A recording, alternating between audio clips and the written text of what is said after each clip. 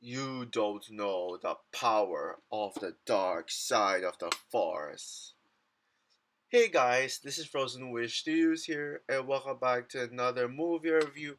And today, I am going to be doing a review on Star Wars Return of the Jedi, continuing on my Star Wars review series in honor of Star Wars Month. So Star Wars Return of the Jedi is the third installment in the whole Star Wars franchise, even though it's called Episode 6, and is the final installment in the original trilogy, and came out in the year 1983, the same year as another iconic classic, which is Scarface, and it is directed by Richard Marquand, still being produced by George Lucas. This is still a George Lucas production. It stars Mark Hamill, Harrison Ford, Carrie Fisher, Billy D. Williams, Anthony Daniels, Peter Mayhew, Sebastian Shaw, Ian McDiarmid, Frank Oz, James Earl Jones, David Prowse, Alec Guinness, Kenny Baker, etc.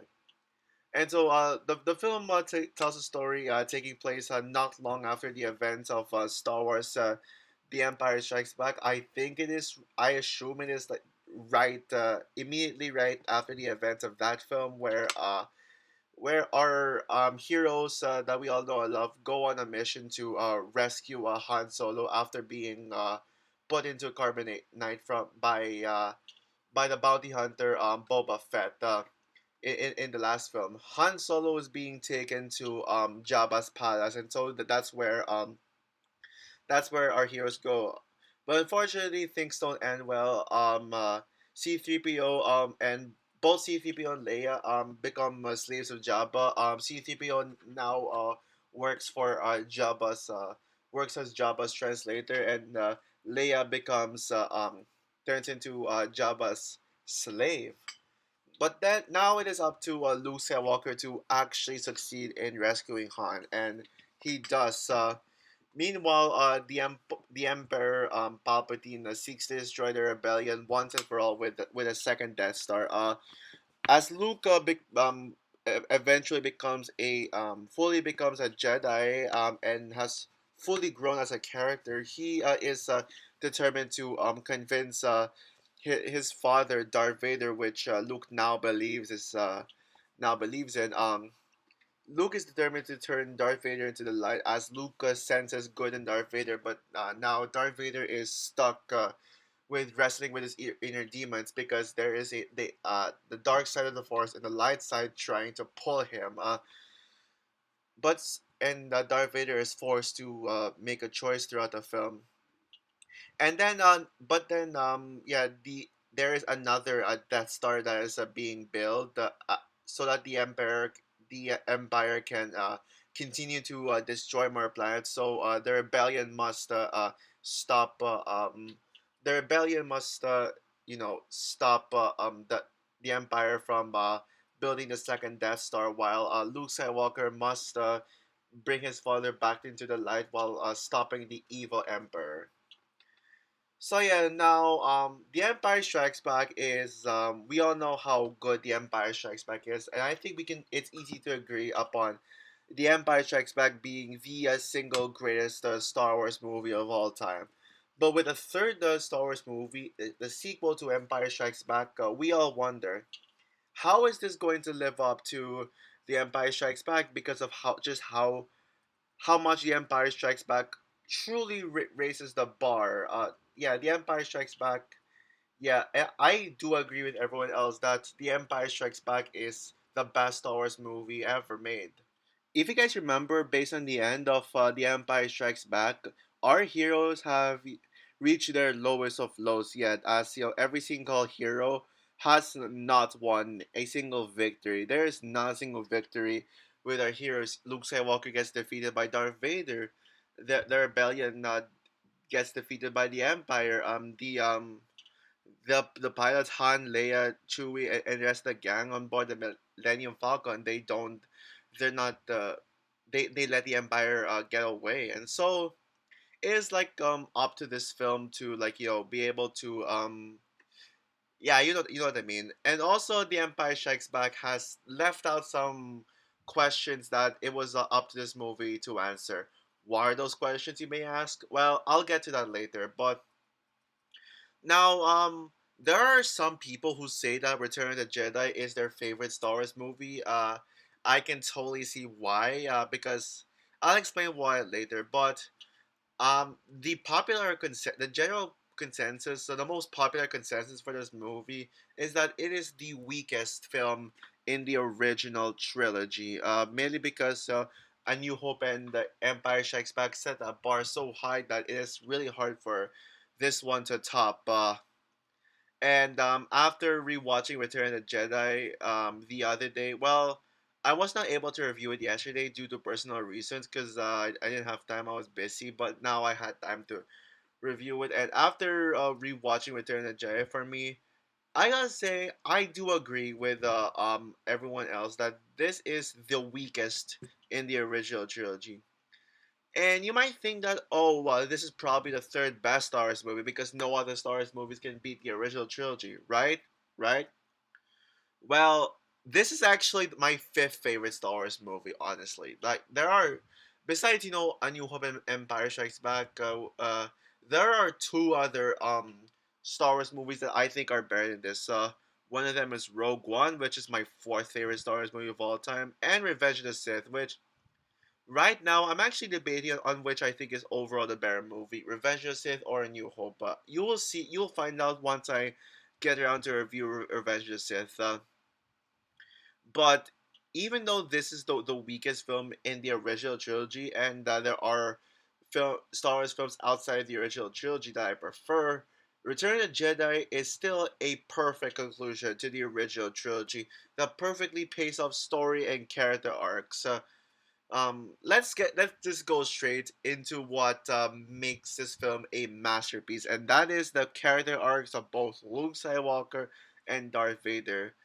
I gotta say, both Luke Skywalker and Darth Vader were at their best in the original trilogy, based on characters.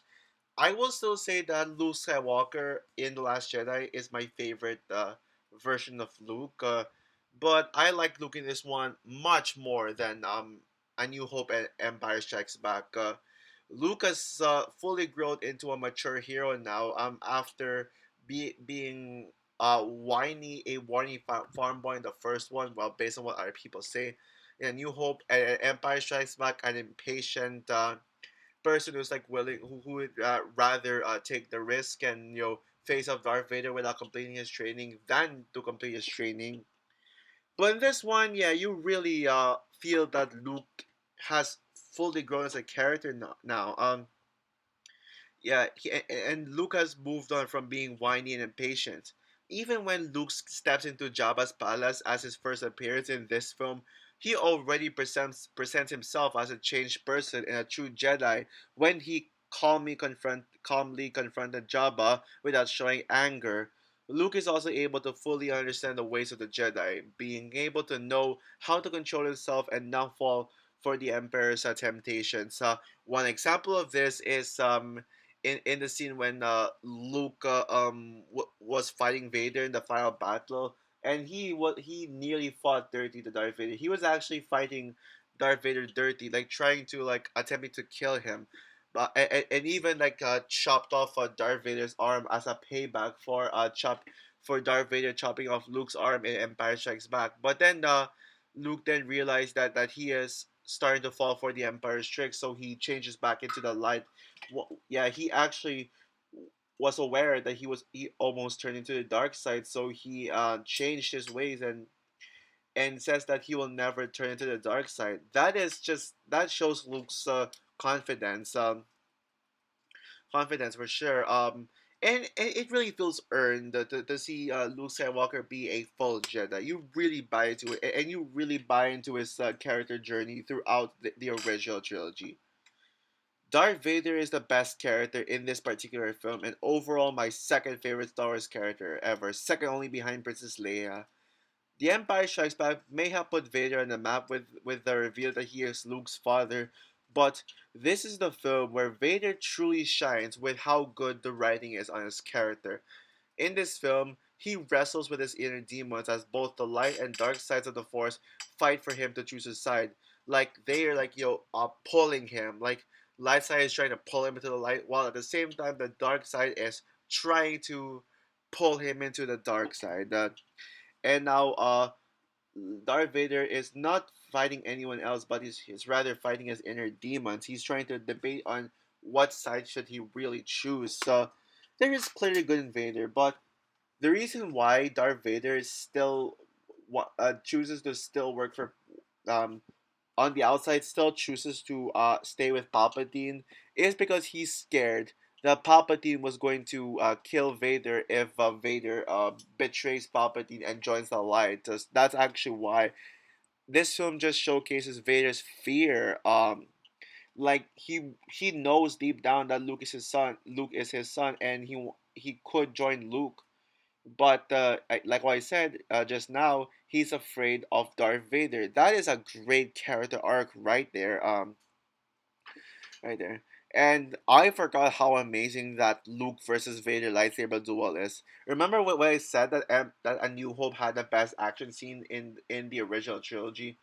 Well, I take that back. Well, I would say Luke and Han fending off the stormtroopers while rescuing Princess Leia is uh, the second best action scene in all of in the Star Wars original trilogy.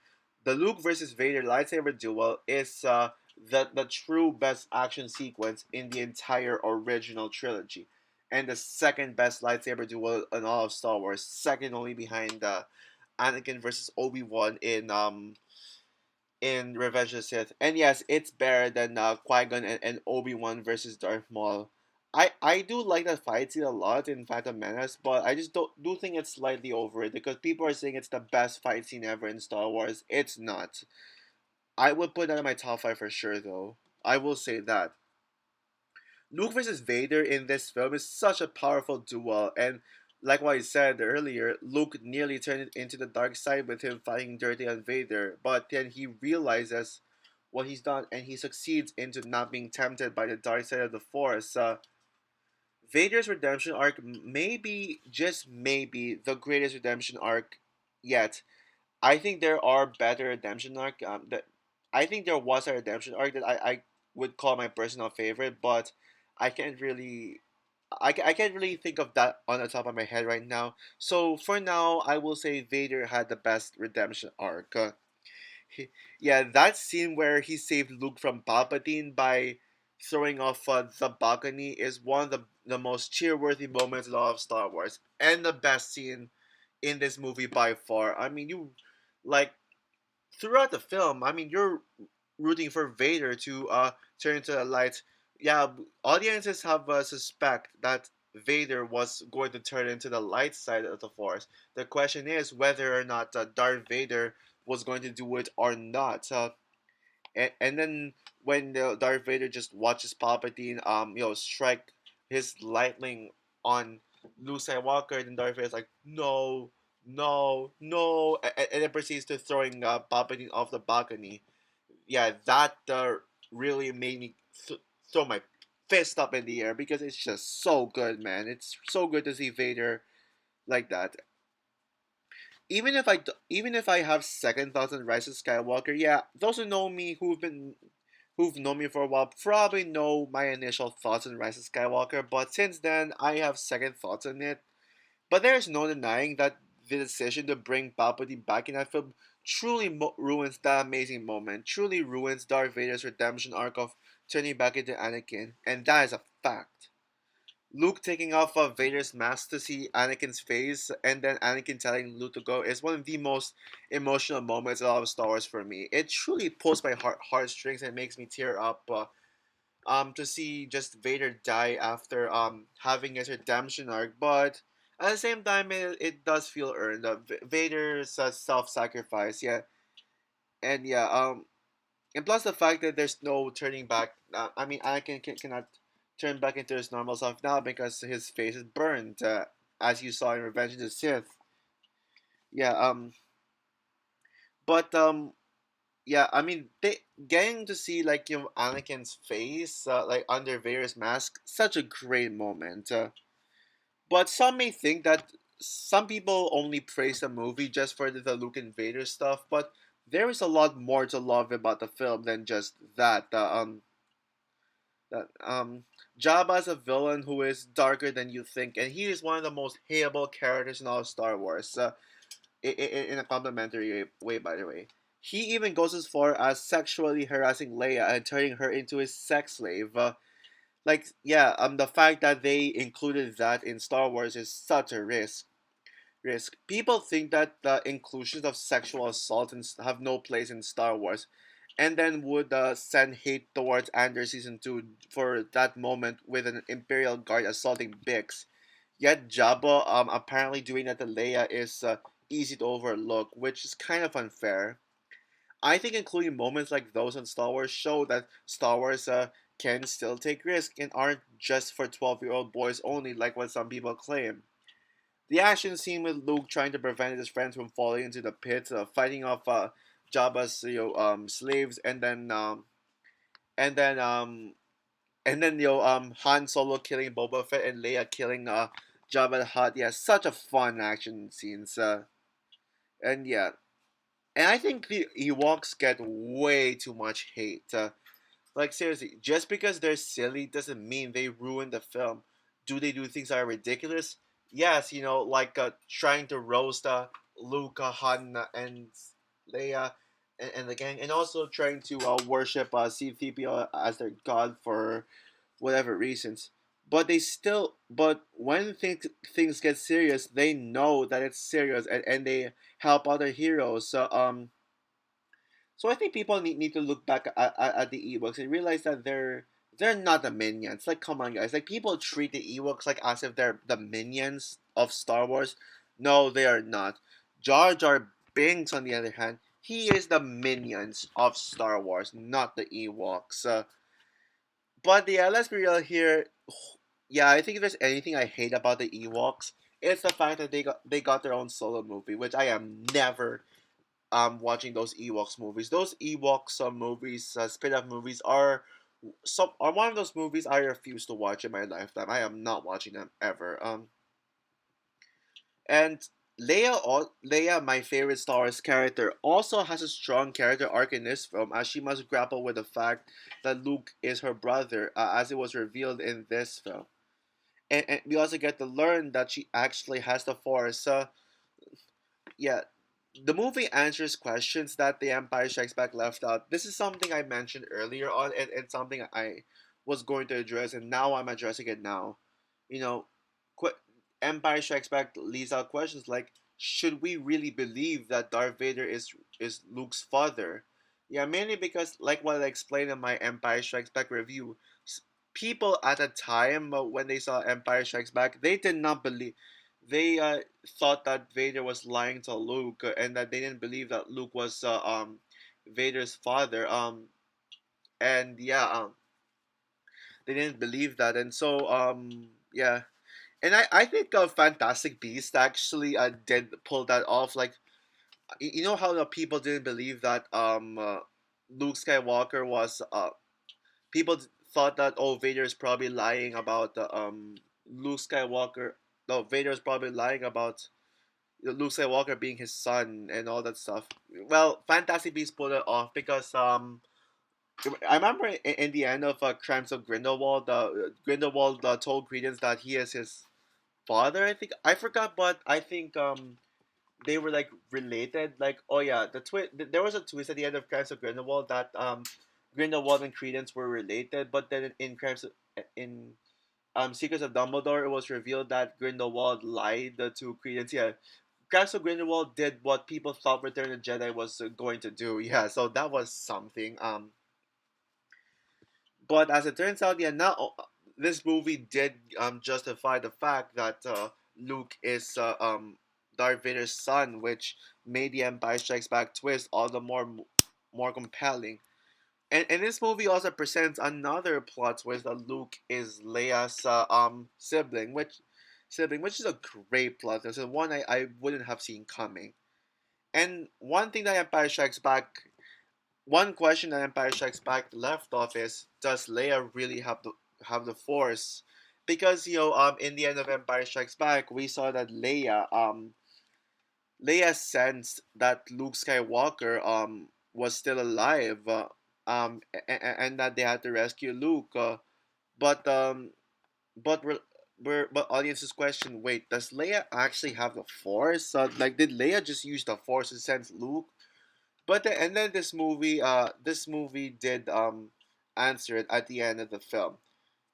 The stakes get really high, especially with how the Empire is rebuilding the Death Star, building a second Death Star, I meant to say, and the Resistance is at their biggest mission yet to stop the Empire from being given the second opportunity to blow up more planets.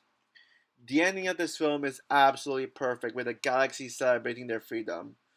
I do have some nitpicks about the film, like how the pacing can be iffy at times, as this is the slowest paced film in the original trilogy.